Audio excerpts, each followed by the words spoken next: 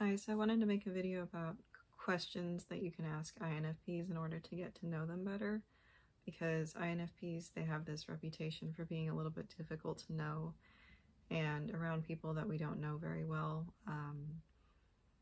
we usually default to quiet mode, or if it's a work situation, just being super professional and polite until we know people better.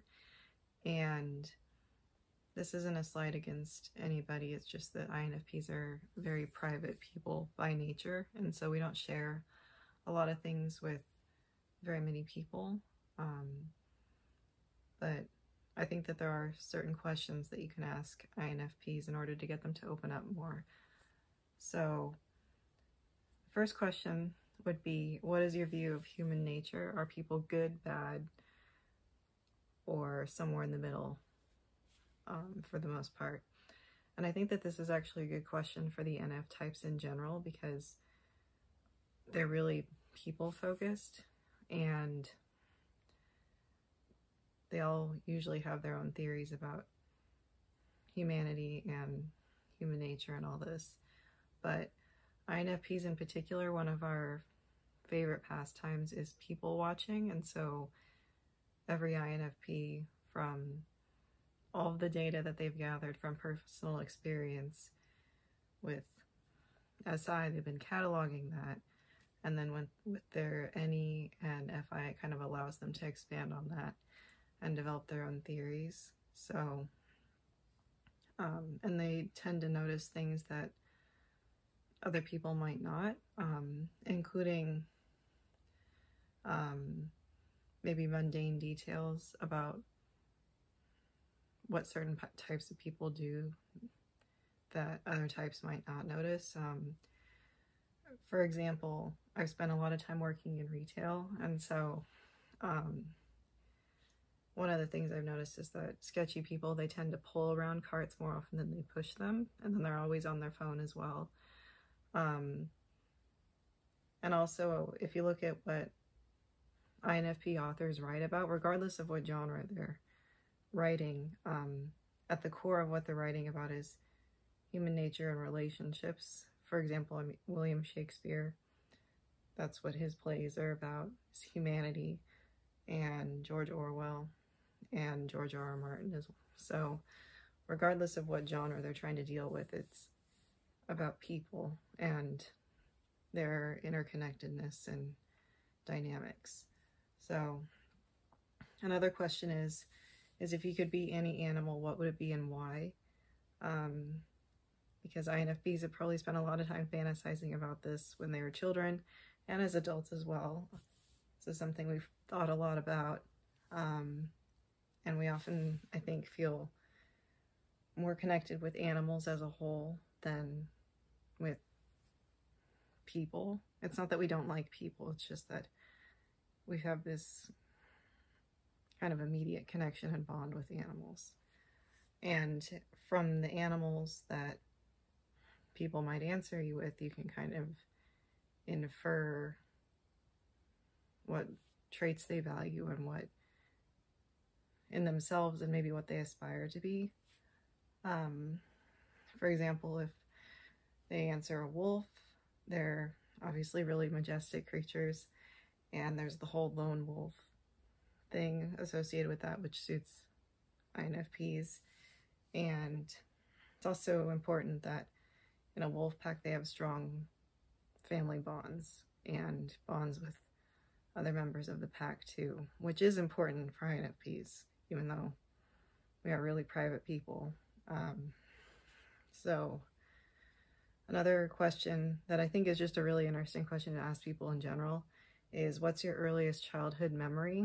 And I just find it really fascinating what people will answer with, because it can be either a really formative experience for them, or it can be just a really unimportant event that's just what has stuck with them for whatever reason.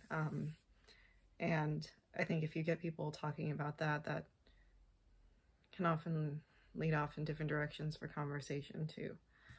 So I'm just always curious what people's earliest memories are in general. So next question would be, if you could live anywhere, where would it be?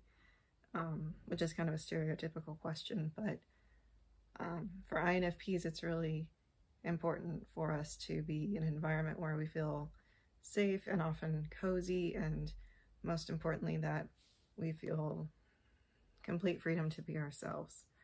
We don't have to put on a facade. We can just be completely at ease and know that we are in a good and safe environment for us. So it can be a city or a country whose qualities they're drawn to for whatever reason. For example, if, say, Paris, it has this romantic atmosphere about it, and there's the food and the culture and the art and all of this. That's really important to a lot of INFPs. Or it could just be living in a cottage in a forest, which is kind of self-explanatory why an INFP might say that. And the last question would be, what's your favorite book or author? And again, I think this is just a good icebreaker kind of question for everybody, regardless of what type they are, because it kind of lets you know what the person likes to think about, and what they like to spend their time learning about, if it's nonfiction books they like, or thinking about thematically and symbolically if it's a fiction or fantasy novel. And for INFPs, we place specific importance on our favorite things. So when we say something is our favorite, it's kind of a big deal for us. So essentially, what this amounts to, questions to ask an INFP to get to know them better, is don't ask them about themselves. That's the thing that INFPs hate the most.